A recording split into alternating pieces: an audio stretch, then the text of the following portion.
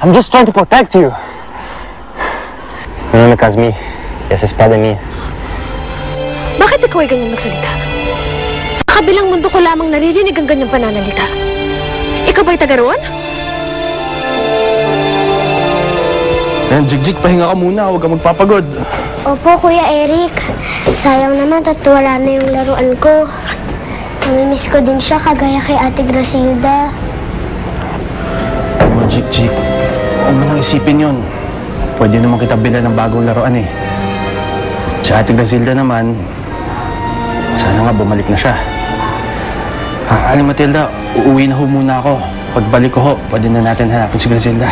Salamat, Eric, ha? Kulang pa ho to sa lahat ng pagkukulang ko kay Grasilda. Pagkukulang? Hindi, wala ho yun. Sige ho, mauna na ako. Salamat, Kuya Eric, ha? Ingat ka, ha?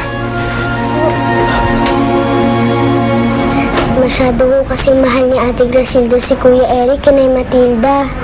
Pinilit ni Ate Grasilda na maikasal sila.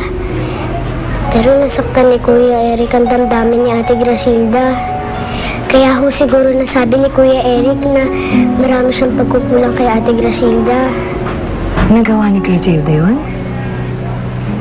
Sa bagay, muntik na rin niyang pilitin si Prince Charming nung napakasalan siya. Ngunit sa tingin ko'y naiiba si Eric. Ano ba siya matulungin at maasikaso? Ikakasal na ho siya, Nay Matilda.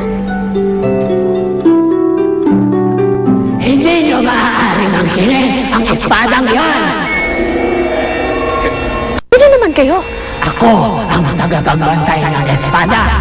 At ako lamang ang maaaring humugot ng espadang yan mula sa batong yan. Kailangan ko ang espada. Ano ang aking dapat gawin upang ito'y mapasakin? Ako naman ay madaling kausap. Maaari kong ipahilang ang espadang yan sa sino mang makapagbibigay sa akin ng isang regalo. Isang regalong makapagbibigay sa akin ng lakas. Regalo? Anong regalo?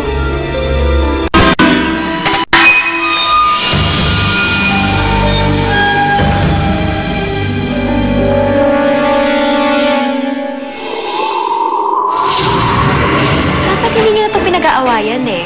Mom, remember, we still have Eric. We can do something about it. Huwag na ho kayo mag-alala, Aling Matilda. Mahanap din natin si Grasilda. Gamitin natin si Eric to manipulate ang mga Dominguez.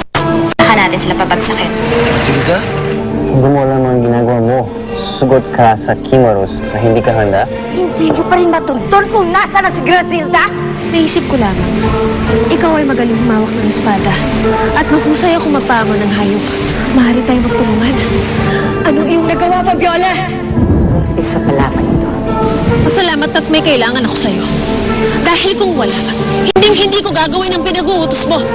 Meron ka lang ba nakakita ng katawan ng lalaki? Susundan si Grasilda.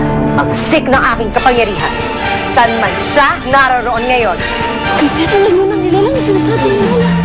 Siya ang Kimaros.